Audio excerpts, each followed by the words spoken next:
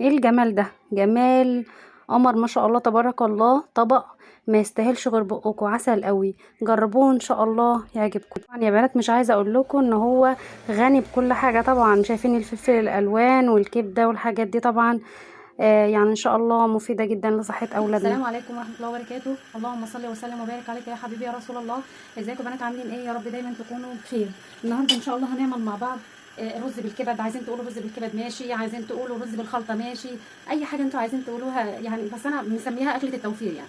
هنعمل مع بعض النهارده رز بالكبد. تمام؟ ازاي الكلام ده؟ هجيب كبد وقوانص، بس القوانص لازم يا بنات تتقطع قطع صغيره عن الكبد، تمام؟ لانها بتطول شويه في السوا.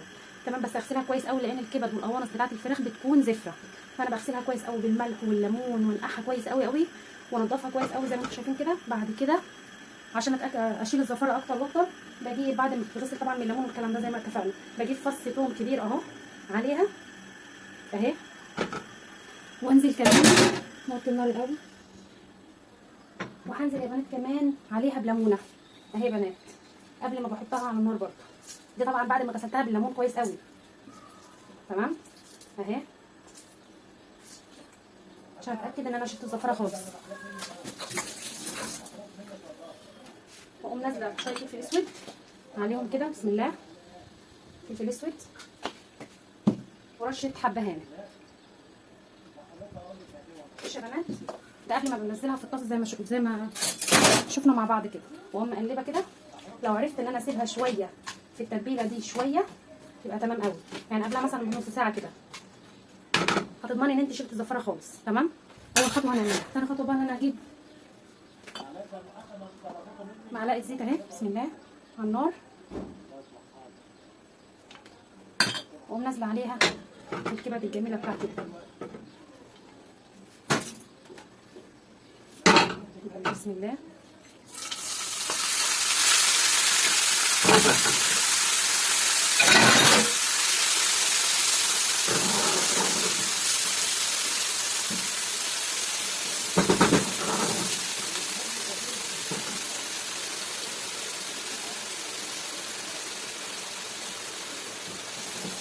اقلب تقليبه كده. اقوم نازله ببصلايه متوسطه اهي، جوليان كده. لا عايز يعني ما يحطش عليها بصل يا جماعه براحتكم، بس انا بحب احط فيها بصلايه صغيره. ده طبعا فلفل الوان اهو.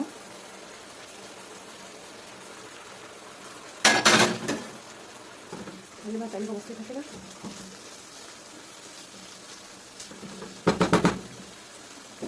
هنزل بقى التوابل بتاعتي، شويه فلفل اسود كمان اهو يا بنات، وشويه كمون علشان الكبده، بحب الكمون اهو،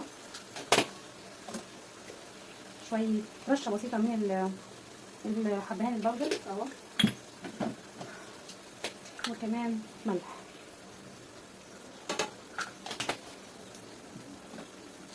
ورشه السبع بهارات،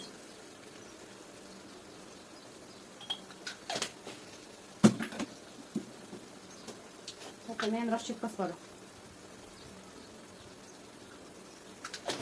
هدي عليها النار يا جماعه. نحط كمان كام ورقه لورا كمان اهو. هدي عليها النار واسيبها تستوي. اللهم بارك، ريحه عسل قوي. اهم حاجه يا بنات زي ما اتفقنا ان احنا ننضف الكبد كويس قوي علشان خاطر هي اصلا زفره، ولو مش اتنضفت كويس الوصفه كلها هتبوظ. تمام؟ هنغطي عليها ونسيبها مع نفسها تستوي.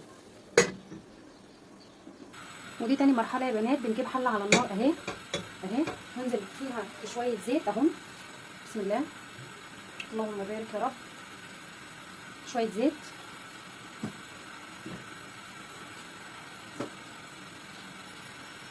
ونقوم نازلين يا بنات بايه؟ بصلايه كبيره مفرومه اهي.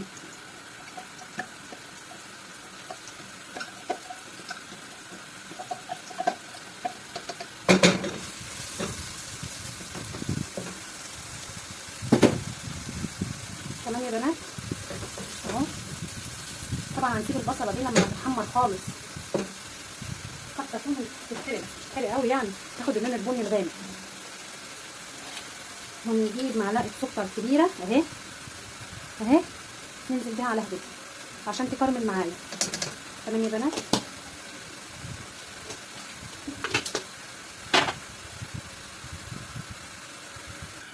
اهو يا بنات البصل طبعا بتتحمر اهي، لسه بقى مش دلوقتي برضه، هخليها تتحمر كمان، تغمق كمان عشان تديني اللون البني اللي انا عايزاه.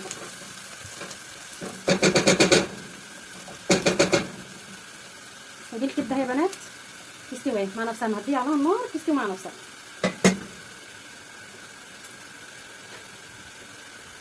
هاي يا بنات خليت البصله مغمقت خالص اهي، شايفين كده. هنزل بطاطستين مكعبات كده تمام.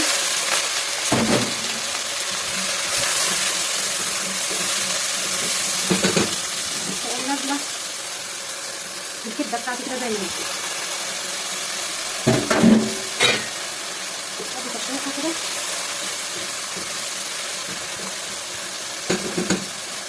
ونشوحوا السكه مع بعض كده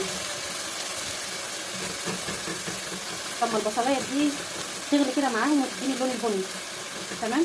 هنزل بقى الملح اهو، ده الملح طبعا بتاع الرز،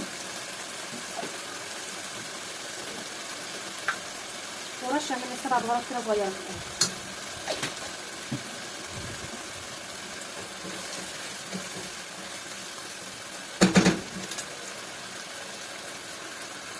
هنزل يا بنات بقى بالميه. بسم الله.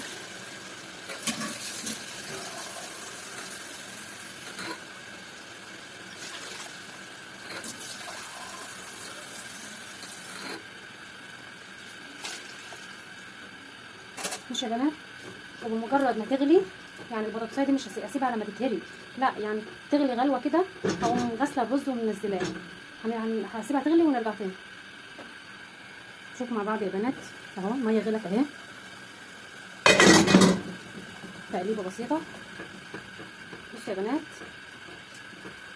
مش هسيب البطاطسايه لما تتهري، اول ما تغلي على طول هقوم نازله بالرز، اغسل الرز واقوم نازله بيه كده عشان البطاطس والرز يستووا مع بعض.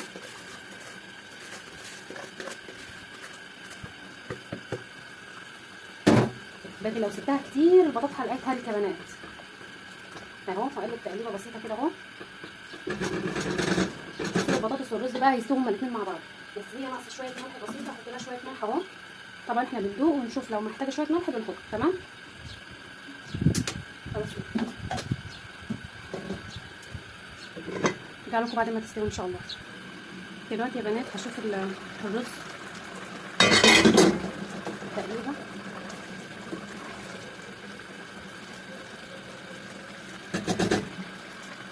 وهدي عليه نار بقى يا بنات واسيبه يستوي.